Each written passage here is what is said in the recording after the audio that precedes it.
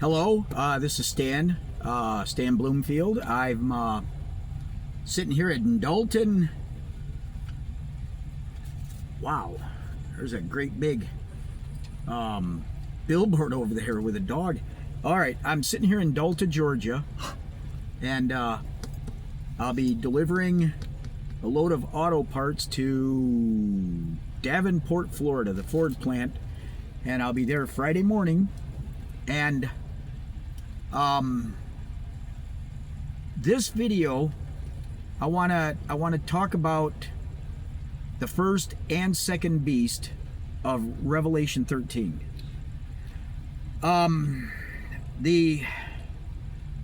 Everybody. I'm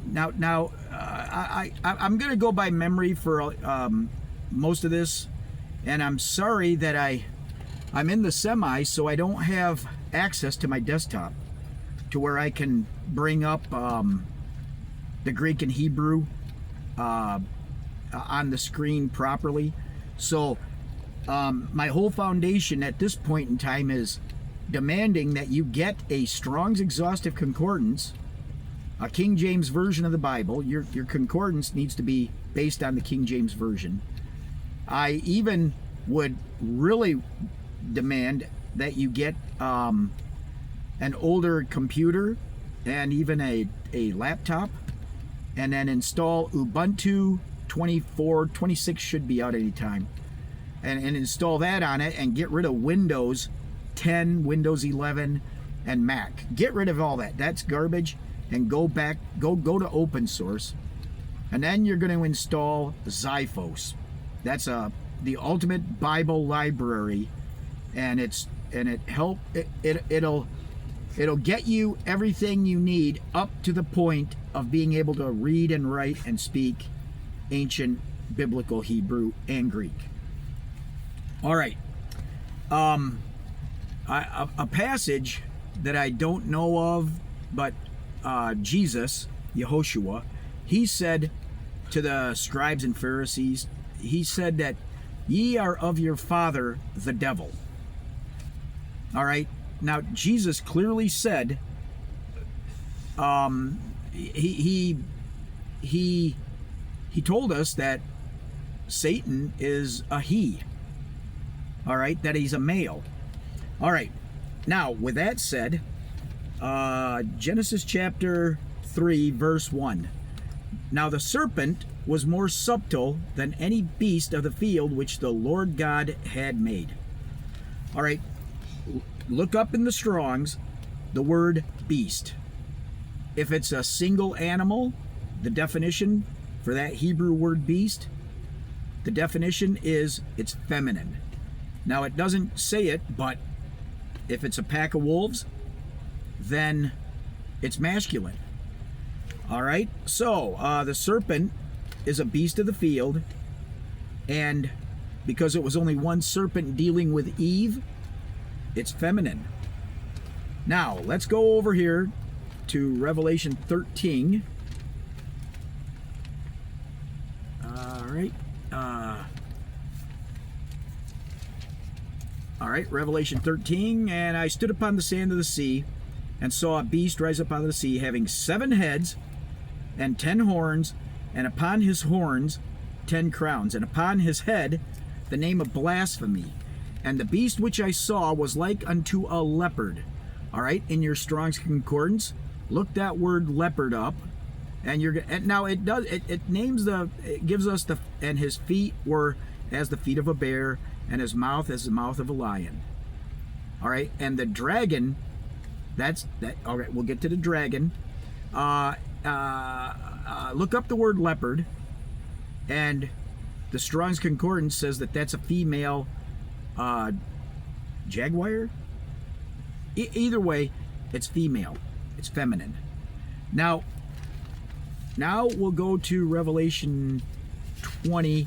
This may take me a second because I can't remember the verse. All right, and the angel. All right, and he laid hold on the dragon, that old serpent, which. All right, we found it. Revelation chapter 20, verse 2. And he laid hold, let's start at verse 1. And I saw an angel come down from heaven, having the key of the bottomless pit, and a great chain in his hand. And he laid hold on the dragon, that old serpent, which is the devil and Satan, that and bound him 1,000 years. All right, and he laid hold on the dragon, that old serpent. That old serpent is clearly a reference back to Genesis chapter 3, verses 1 and 2. You know, when it says, and the serpent was more subtle. The serpent, that old serpent. All right, so the dragon that gives the beast, the first and second beast of Revelation 13, their power is the serpent in the Garden of Eden that beguiled Eve. Now, what do we do about the feminine aspect of Satan? South Park, Trey Parker and Matt Stone. Matt Stone is Jewish, and I'm convinced they have a team of rabbis that are helping the show, that cartoon show. And Trey Parker, those guys are geniuses. Trey Parker in Bigger, Better, and Uncut, the South Park movie, they called it. They have Satan as a male, but he's the female homosexual partner. And in the latest season, they have Satan, a male, pregnant. And I won't go into more details, but the last couple episodes that have come out, South Park is really crossing the line. But they're calling, they've called it, when it comes to Satan's transgender aspects.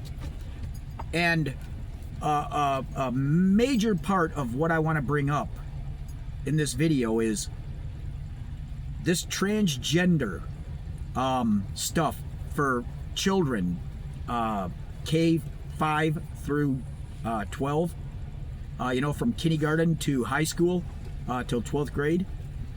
This is from Satan, and it's straight from the pit of hell. I'm gonna work now. I've gone through every single Greek word by Greek word of Revelation chapter 13, and it took me all over the place. It took me all over the Bible, the whole Bible, from Genesis to Revelation. And I've got all of it on my passports, but I ain't able to do anything with it except on my laptop in the semi. So I'm gonna be showing the real stuff of Revelation chapter 13, because there's so much more. And before I close and this thing falls off the windshield again, I'm getting a new one of these tomorrow or Friday when I get my paycheck. But there's a certain thing that all of Bible prophecy teachers and Christians have missed, in my opinion. All right, everybody is looking for a revived Roman Empire, and they're looking for the first beast of Revelation 13.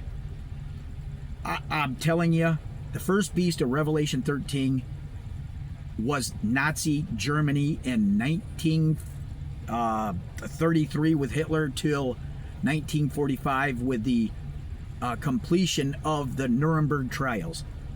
Now, everyone is sitting there saying, well, the Great Tribulation's a 7-year period. From November 9 and 10, 1938, or 39, 39, 40, 41, 42, 43, 44, 45.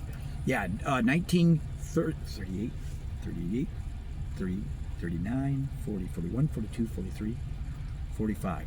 All right, from 1938, November 9 and 10, That was when the Germans started.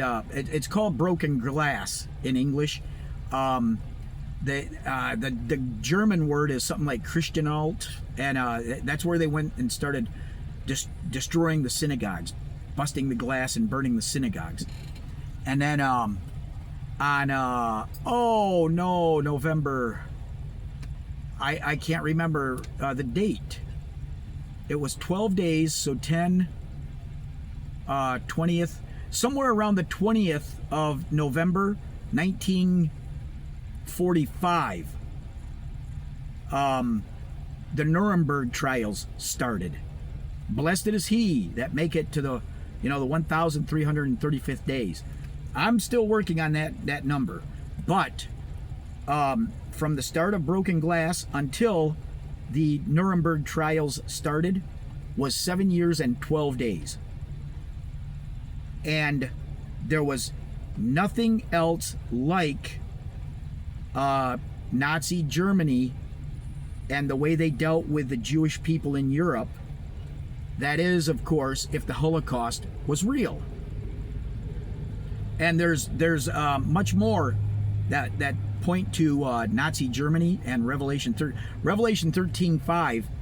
It says, and he will be given power to continue 40 and 2 months. December 7th, 1941, Japan bombed Pearl Harbor. The same morning, the United States declared war on Japan, and then Hitler on December 8th, 1941, declared war on America by ordering his naval fleet to fire on American vessels on the ocean, in the open water. Now, from that day, from December 8th, 1941, until April 25th, 1945, when we're told Hitler died, that is exactly 1,240.2 days, 28 days. And when you go back to 13:5, and he will have power to continue 40 and 2 months. A lunar month is 29.530588 days. 29.530588 days times 42 is 1,240 days. That's how many days from Hitler declaring war on America until he died or lost power. He will continue 40 and 2 months. I don't care if he made it to Argentina and he didn't die, but he was out of power 1,240 days after he declared war on America. And that takes us back to Daniel chapter 2, when it talks about the stone that's cut out of the mountain without human hands. And that stone is going to be a great nation, and any nation that comes against it, it's going to pulverize them to dust. And that's what the United States, with the help of other nations, did to Germany after Pearl Harbor. We've got to start asking ourselves, why has the Holocaust not been considered a part of Bible prophecy and one of the 7 beasts? And then the second beast, like I've said in other videos, the second beast is America and England. All right, guys, that's enough. Sarge, that's enough. Yeah. So I'm gonna close that out, and again, like I said in other videos, I'm open for discussion. We can study the Bible together. We can debate. We can argue. I'm up for constructive criticism, but I'm not gonna take part in insulting each other. So, this video, just, you know what? I'm gonna give you something else. I've already in this video I mentioned the revived Roman Empire. Well, if that's the case, then the revived Roman Empire was the revived Roman Greece Empire with Alexander, and then Alexander was the revived Medo-Persian nation, and then before that, Medo-Persia was the revived Babylonian Empire, and then the Babylonian Empire was the revived Assyrian Empire. You see what they did when they started, and I've got a document that shows that this stuff with Russia has been going on for 100 years. All right, guys, let me finish. All right, now, all right, let me finish, Sarge. Now, the in Ezekiel chapter 38 and 39, about a year ago, I was asking God, I said, where is Islam in the Bible? And all you got to do is go to Ezekiel 38, and it talks about Gog and Magog, Tubal, Meshach, and a couple others. And the ones I'm talking about are all in Turkey. What we're looking at going on right now with Erdogan, I think is the Turkish guy, the prime minister. What we're looking at right now is a revived Ottoman Empire. All right? That's what's going on a global... I'm convinced that right there, you look on any Bible map and you've got Ezekiel 38 right there in the region of Turkey. And let's talk. Let's dig into Bible prophecy like people used to do back in the 70s and 80s. Because now the Pentecostals and Baptists, they've completely dropped the ball on us, and they're not even watching, as you know. So all right, I'm gonna stop making these videos tonight, and I'm gonna get up in the morning and drive 400 miles. All right, stand out for now.